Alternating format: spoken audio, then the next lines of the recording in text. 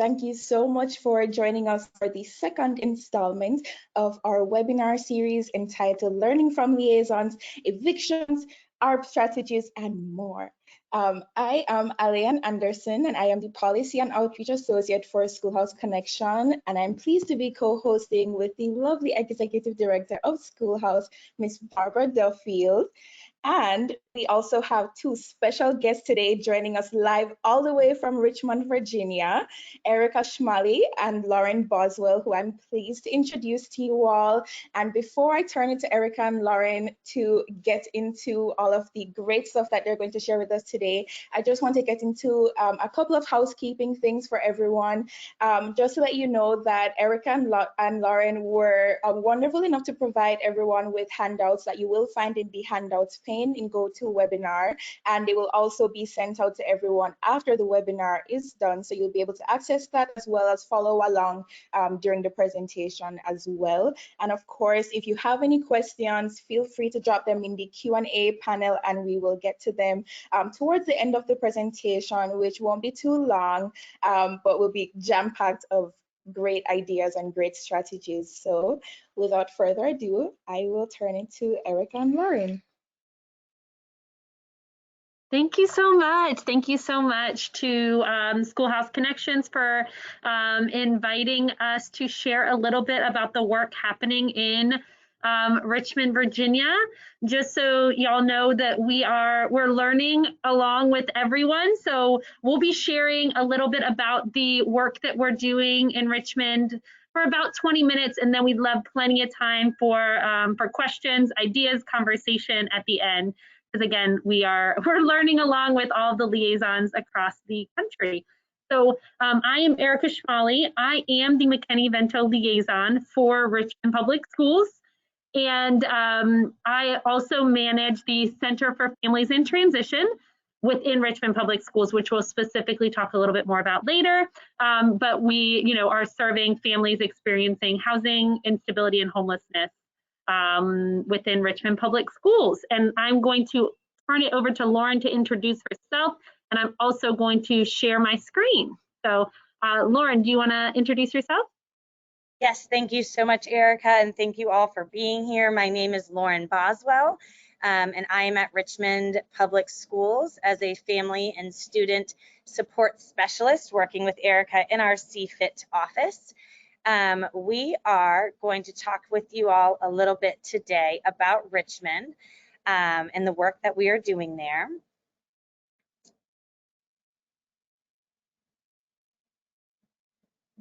There we go. So Eric and I are both in Richmond. This is the capital of Virginia.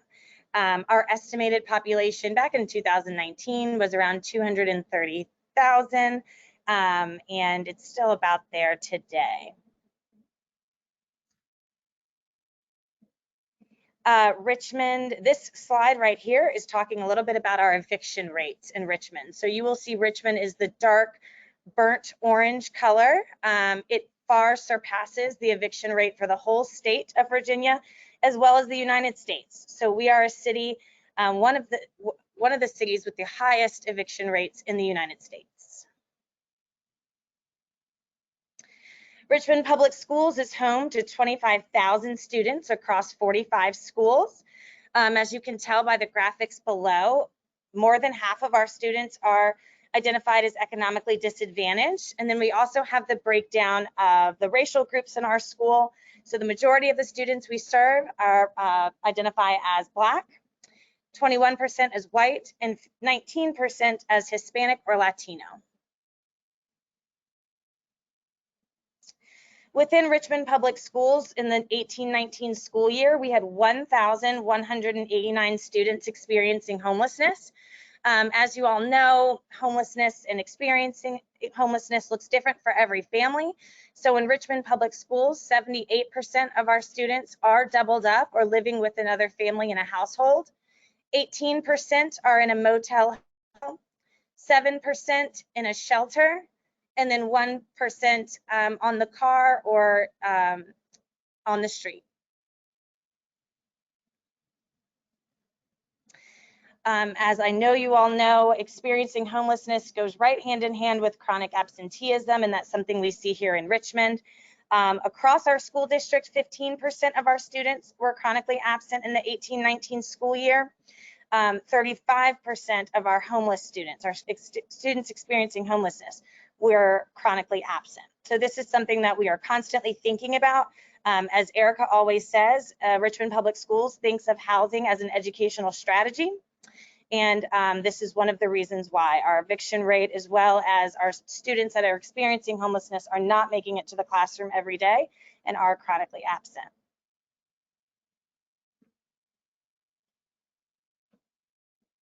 Thank you, Lauren, so much for an update.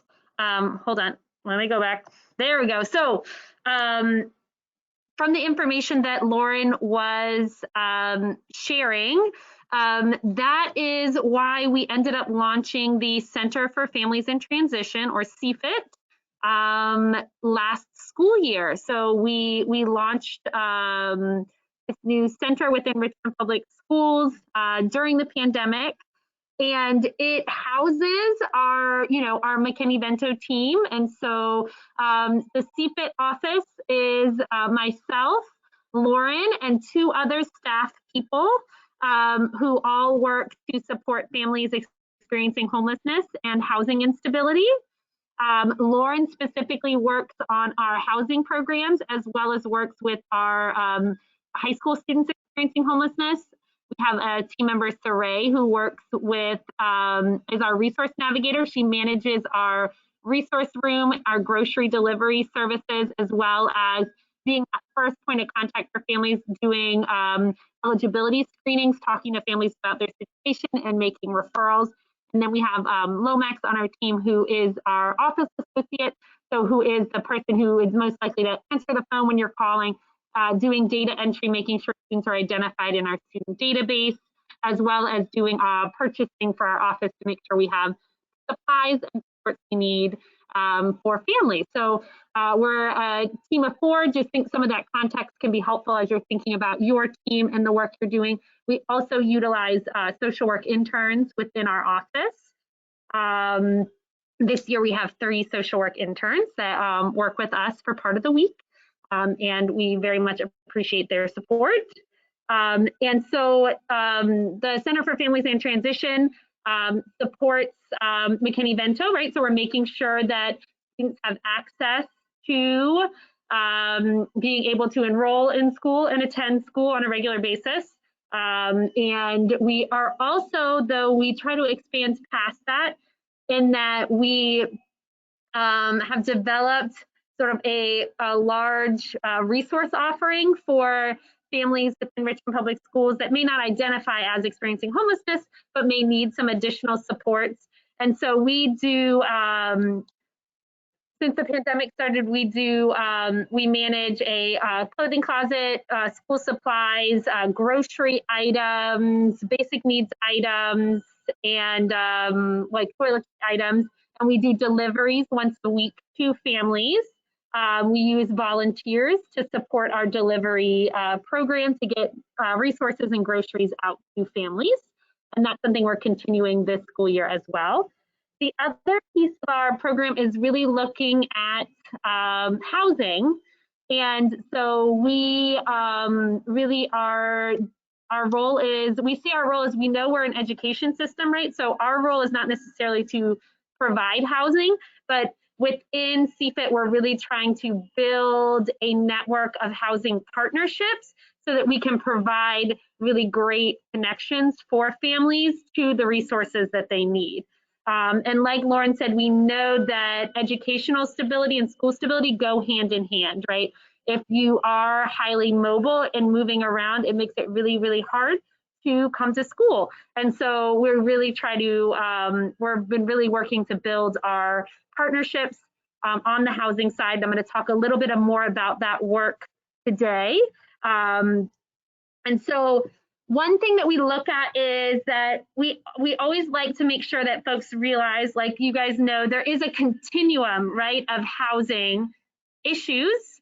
And so we really focus in on supporting families who are in that precariously housed, hotels, doubled up, or in streets or on, in the shelter. So, but we do develop, we have developed housing resources across the continuum. So family is in stable housing but has housing questions, maybe knows that they need to find new housing soon. We have a partner that we're able to connect families to that can answer general housing connections and make general housing resource referrals. And then when we move into families who are at risk of an eviction, we've developed some partnerships there in order to connect families to resources. When a family is in a hotel or doubled up, as you know, there used to be this place where the family had already lost their housing, right? And then they weren't homeless enough to access resources available to families who are staying in shelters. And so they were stuck in this sort of donut hole, right, of not being homeless enough and not having housing to keep. So we worked with an organization called Housing Families First. They're a local organization that has a shelter and rapid rehousing program. And we're able to make referrals to them for housing search assistance and moving cost assistance for families who are in hotels and who are doubled up. And then as we move further down to families who may be staying outside, staying in their cars, staying in a shelter, we really rely on our Continuum of Care or our homeless services agencies to support those families in their housing needs. But I think that continuum is important to think about where a family falls and how we develop supports along the continuum. Today, I really wanted to just break it down to really tangible pieces that our team is doing around specifically those families that are at risk of an eviction and those families that are have already lost their housing. And so there's two pieces I pulled out that I think are important to all of the partnerships that we develop. One is having a clear referral process, and the other is data-informed outreach. And so I will talk about both of those pieces for both of the programs that and partnerships that we offer within Richmond Public Schools. So for eviction prevention, we work closely with a fair housing organization that also has an eviction diversion program within the city of Richmond called Housing Opportunities Made Equal, or HOME. And so in our work with them, the first thing that was super important to do when connecting with them was to develop a clear referral process. So we met and we sort of talked through, like, what is their referral process for the general population, right? And then what could be a referral process for families who we recognize have an immediate need? And is there a way that we could connect those families to their agency in an expedited way? So that was step one, was just developing out what that program's going to look like, what that referral partnership is going to look like. And so we have that in writing. We know that if a family is more than 3 days out from court, we share with the family a flyer about the agency, the link to where they can go and submit their housing, like filling out their sort of information in order to qualify for some rent relief. And then we discussed and we developed a more expedited referral process where we're able to directly connect an individual to a staff person at that organization. If the family is less than 3 days out from court or has already gone to court, we know that that rent relief needs to come super fast, or they need to have some type of notice to show the judge so that they can keep, they can stay in their housing. So a potential partner for thinking through the eviction prevention work is, figuring out who's doing the eviction prevention, eviction diversion, rent relief work in your community and connecting with them to make sure you're clear on what that referral process looks like. The other piece that we do within our work is around data-informed outreach.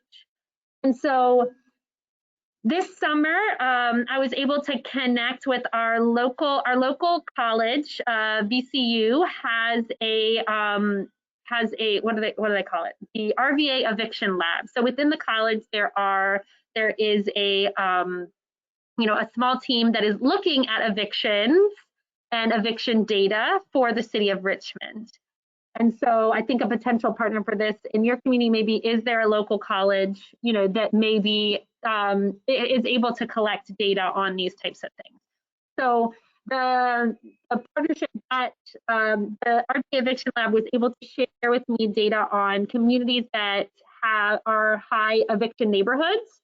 So looking at the percentage of tenants in that neighborhood that experienced an eviction or experienced a, going to court. Maybe they weren't fully evicted, but they went to court and had a judgment against them. And some of those neighborhoods had eviction rates as high as 50%, right? And so it was a huge list of eviction neighborhoods. And then what I did is I used school data. That's one thing that's really special about schools is that we do have, data. We're able to see where are children living. And so I was able to pull out like what neighborhoods have high evictions and a high number of students living in those neighborhoods. And this summer we went out into those neighborhoods to share school information, making sure Richmond Public Schools was virtual all last school year. And so this was our first year back in school, in person, starting on September 8th. So, so we were sharing information, welcoming families back to school, making sure they had the information they needed to get back to school. But then we also invited out our eviction prevention partner, right, to come out and also canvass and share information about eviction prevention resources, having flyers related to that to share with families, because we know that those families may be more at risk of experiencing an eviction and losing their housing. And so we really wanted to support that work through looking at data and having outreach related to that. Another piece of data-informed outreach that we do is that each week, our team receives a list of families who are either have a court date scheduled or have already gone to court and have a date scheduled where the sheriff is coming out. And so we, again, review that list and compare it with school records so that we can text and call that family to share some housing resources with them. So doing a little bit more specific outreach to families that may really need those supports. And so that's some of the work that we're doing around eviction prevention to make sure that families, again, on the school's end, we're really thinking about our role as a referral partner, making sure that we're connecting families to those resources and thinking really important about which families, should we making sure we're really reaching out to, and then having a clear process. Because I think the big piece there is that if it's easy, you're more likely to do it. So really knowing what that process is important to me.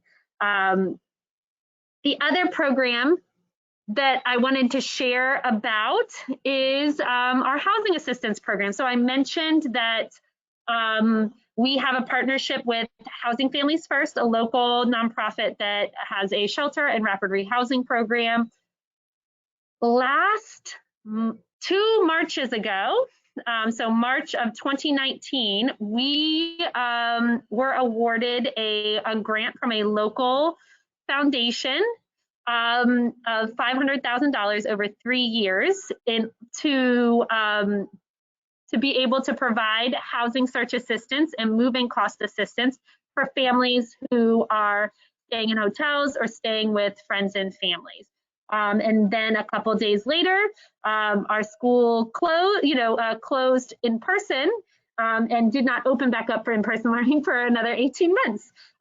We were so excited about that award that we worked through being virtual, and it was really an opportunity to learn and grow this program in partnership with the nonprofit partner we're working with. And so last year we connected over 30 families connected to housing, which was about 90 students who were able to connect to housing through that partnership. So that was exciting for us to work on.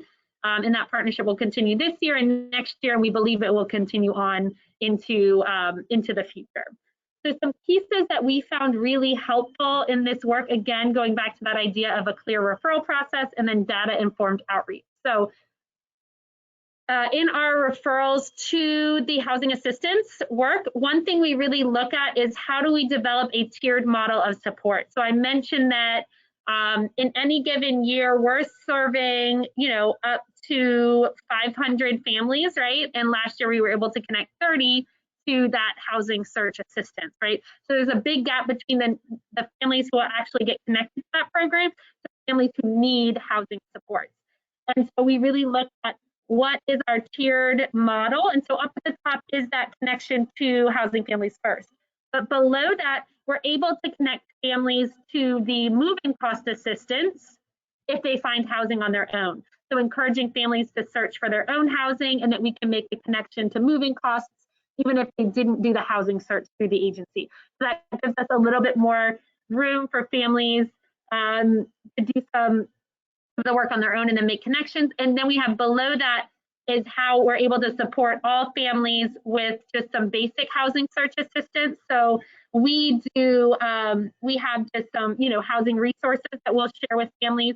We have a step on the housing process for families that we can share about sharing information on how to get a birth certificate, how to get your ID, what are the income documents that a landlord is going to need, like how do you tee yourself up to be really marketable to a landlord. So we can share that information for families to do their own housing search.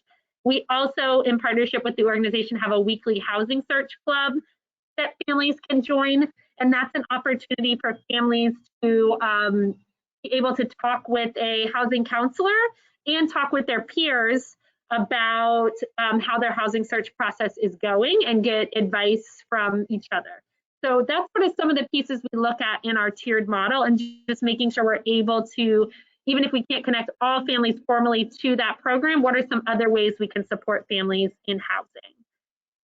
The other piece that we do to make sure we have a clear process is that we meet with that agency once a week for case conferencing, to make sure that that if they've lost touch with the family, that we can help, make a connection back.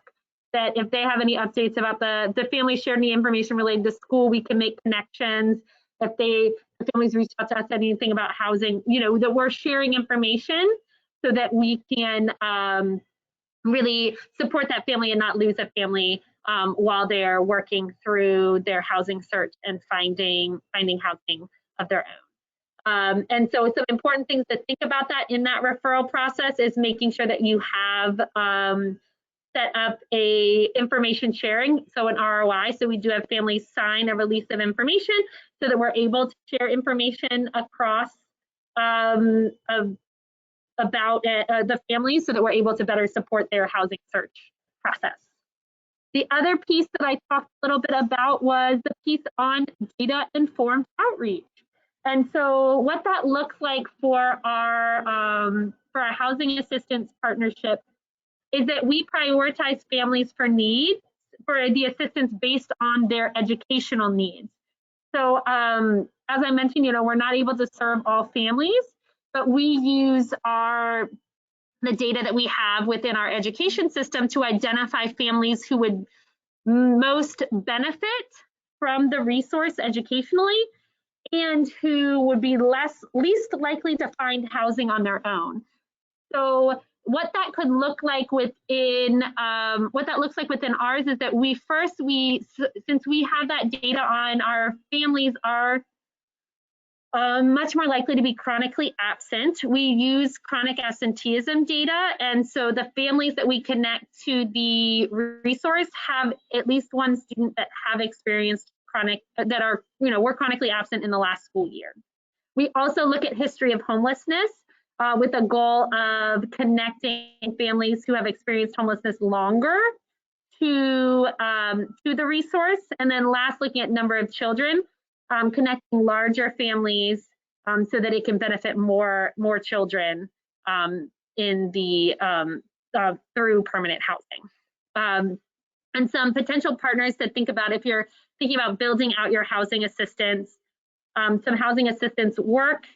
Again, we are school systems, our job is really around education, but I think it can really help to create partnerships to support families. And so looking at who are the agencies that are supporting children and families experiencing homelessness and connecting with them, as well as connecting with local foundations. We've found that that foundations in our area have been excited to partner with us on this work around supporting families' educational needs through housing. So those are two potential partners to look into if you're interested in growing some additional housing resources in your community.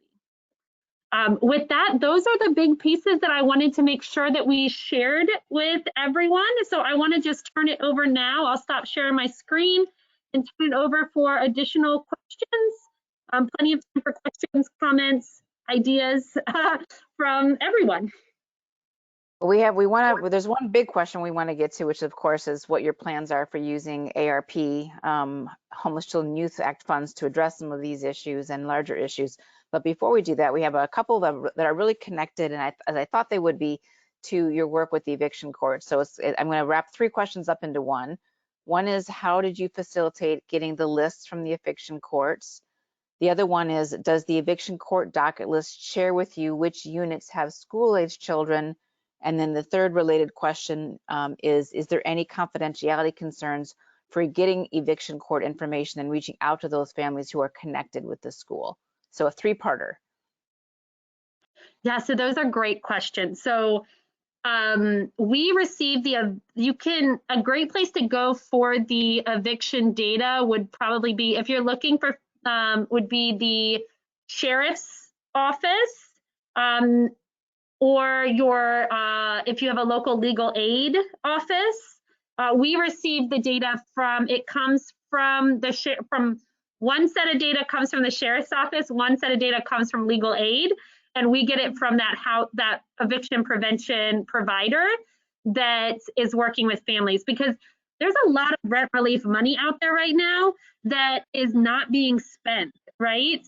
And that's not because families don't have a need for it, right? And so I've found that our partners are really interested in getting additional support with outreach. And so the partner that we're working with is also supporting with rent relief in Virginia. And so they send us the data so that we can look at it and determine families in the school system. The data itself does not say whether it is a family or not. I do a quick imperfect check with our school system. I see, is there a person with the same name and address within our school system? And we do think about that piece around confidentiality. I think is a really important question.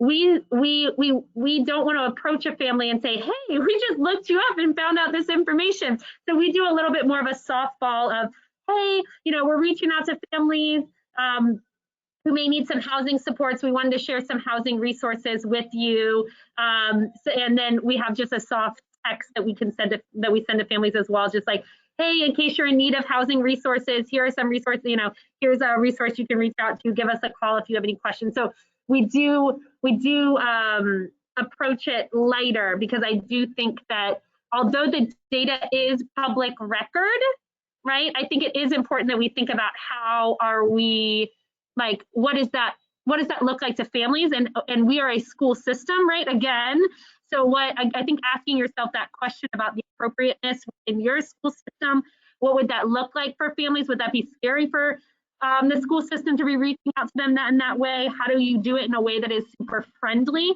I think those questions you have to ask yourself, right? We don't share the information back to the partners about which families are in Richmond Public Schools. That's just, so the data is one-way data. It comes to us and then we reach out to the family. So so I see it less of a like a confidentiality and more of just like ethically thinking about the best way to approach the situation and if it makes sense for your school division. Great. So we've got some more questions, but I know we want to make sure to ask about what your plans are for the American Rescue Plan Act, the dollars that are specifically dedicated for children and youth experiencing homelessness. We know states that are at very different places in terms of how they're getting those dollars out. Some districts have gotten some, round one, not round two, or know how much they're getting for round two. So knowing that many districts are still in the planning stages, would love to hear your thoughts of what you're doing with round one or what you might be thinking about with round two. So in Virginia, we have received round one funds, and we know the amounts were being offered for round two, but we have not submitted the application. The application has not come down to submit yet. And so it's a lot of money, and we're super excited about it. We're like, send us all the money. But we are first taking a step back and meeting with our parents. So we're going to be meeting with families in the next 2 weeks to have a conversation with them about, here are the ideas that we have. What do you then get feedback from them on how they think this money would best be spent? Because it's, you know, in the past, our team has received, we receive about 150,000 through our McKinney-Vento subgrant, right? And this will increase us up to over, you know, 400,000 that we'll get just through the ARP fund. So really thinking about how are we intentionally using those, you know, funds and getting feedback from families is a big piece. But some of the ideas that we are thinking about that we're going to talk with families about is, one thing I like to always think about is, okay, if we're getting this money, how do we get as much resources and back into the hands of families to support families? So some of the thinking about is store cards. We've been managing a clothing closet for a long time, and it's a tough to manage a clothing closet. So we're thinking about transitioning to store cards for families to be able to purchase their own clothing. We're also thinking about additional resource room items to have in this room that traditionally we haven't been able to purchase with funds. So air mattresses, sleeping bags, little fans, things like that to help families make their space comfortable so kids can sleep, right? And come to school rested. We are also thinking about our transportation needs and how do we build some more capacity in our transportation office. So we're looking at, do we use some of those funds for like a part-time staffing to help us with routing transportation so kids can have access to that more quickly. We're also thinking about, I talked a little bit about our partnership and how we have a housing navigator through Housing Families First. We're looking at hiring a second housing navigator, and that would come through the nonprofit organization so that we'd have the capacity to serve more families with those, you know, with the through the housing program. So yeah, those are some of the ideas that we have. And again, and then we're also looking at some parent engagement things. How can we engage families back into our space? And so we're thinking about some of those pieces as well. But again, we're gonna have conversation and sort of get some feedback and go from there. Very exciting, especially we'll be interested to hear what the parents have to say. For those of you who are listening, the Chicago Coalition for the Homeless convened parents who are experiencing homelessness, and they actually wrote a letter to the Chicago School District outlining how they wanted to see the funds spent. So it's, you know, it's a critical practice to find out how the people we are serving, what their needs are and allocating these funds. So I'm glad to hear that that's happening. A couple questions again that are sort of related, two questions we're going to tie together. One is how hands-on are you with respect to families who are dealing with mental health concerns and intellectual disabilities? And do you complete the applications and go to appointments with those parents or caregivers who have those mental health concerns or intellectual disabilities? So I always go back to that we're a school system, right? And so our role is really around making sure that children have access to education. And then we're trying to build strong partnerships with organizations that may be able to provide some of that support. And so what that might look like on our end, if we're working with a family that is in need of, you know, accessing resources. So we may do some basic steps with a family, like we could have the family fill out their birth certificate application and we'll drop it off at the birth certificates and actually they can sign and we can pick it up for them. So there's some basic things like that that we can do, but we really rely on our partners to be doing our work around housing search. So So yeah, our partners will get more hands-on with some families as they need it, but we do find that families, that is a tough spot, right, that you're talking about, is because we do find that families do have to, and parents have to have some capacity to do housing search on their own, right? And sometimes families don't have that capacity at the moment to do that work. Whether they're sick and they may be going in and out of the hospital, right? And so there's some other things coming up that we find that piece is tough. But our team does not accompany families to appointments or necessarily support families on filling out applications unless it was something that was, like a really extreme situation. Like, I got it and I just need this one thing in order for me to move in, like, you know what I mean? So then we may step in, but for the most part, we step back from those types of pieces. So I think one more question and then we'll share some resources and talk about what's on tap for the rest of this week and next week. But this goes back to your chart of the continuum chart, and families who are precariously housed, are they enrolled in the McKinney-Vento program? So looking at, you had the 4 categories there, and we know the McKinney-Vento definition of homelessness, but when are families actually enrolled in the McKinney-Vento program? So in our division, we would enroll the family in McKinney-Vento protections once they have lost housing. So if they still have a lease, but are, precarious in that lease, they would not be eligible for McKinney-Vento services. But we would still support them in hopefully staying in that lease and not needing us moving forward.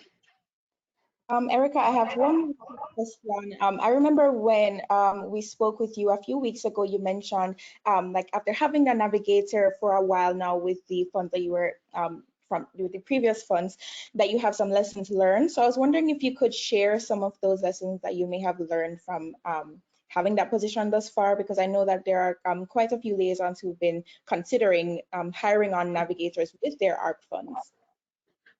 So we have a housing navigator, right, that works with a nonprofit but is housed in with our team. So that's like our 5th team member. I mentioned 4 team members, so we have 5 team members. One of them just isn't an ARP employee. And I think some pieces that I think having them located with us is super helpful, not necessary, but has been really helpful. Obviously having clear release of information protocols to share information. If you have someone that is a housing navigator, being really clear that they're not going to be able to support all families, so building out what does that tier of support look like for that housing navigator, right? Because if you want them to have an impact, they may need to focus on a small number of families and really work with them through the housing search process in order to find housing. So they may not be able to respond to, because sometimes, I don't know if you see this in your school division, but people think we have a magic wand and that we have housing available to us, so they'll reach out to us for housing needs like within the school division, and this person may not be able to respond to all of those issues, or they may need to have just like a generic sort of response to them while they're really focusing in on the families that that have the most needs, or the families we've identified for a housing search. I would also say I feel like those are some pieces that have been helpful to us in thinking through. And just knowing that their job is different and their specialization is different, right? And so, so if your goal is for them to know a lot about housing, right? Do they also know a lot about education, right? You may need to have a mix within your team of what people's specialties and expertise are. We also have a resource navigator on our team. And again, thinking about what does that role look like on our team, it looks a little bit more program focused. So she manages our resource offerings, right? She doesn't do so much of like case management with families, connecting them to resources. She more is sharing resources and building up resources within our team that we can offer to families. So I think thinking about what the role looks like. Thank you. Okay, so I am just going to, and if you have been keeping track, I've been adding the questions to the chat pane just so everyone could like keep track of what's being answered at which time. I've already added some eviction related resources. I'm so sorry, everyone. I've added some eviction related resources to the chat box, and I'm also going to share some ARP related resources. I apologize in advance if everything looks a little bit wonky, but you can find what the resource is connected to the left hand of it. So I'm going to send that right now as well. And of course, again, the handout that was provided earlier by Erica and Lauren will be sent to everyone after the webinar. And I just want to thank everyone so much for joining us today, and thank you for your awesome questions again. We hope to see everyone again this Thursday for the third installment, where we're going to be featuring Rebecca Beach, who is joining us from Cincinnati Public Schools in Ohio. So we're going to be learning even more and adding to our new arsenal of eviction-related resources and ARP strategies. Thank you all again for joining us, and I hope you all have a great rest of your day. Thank you.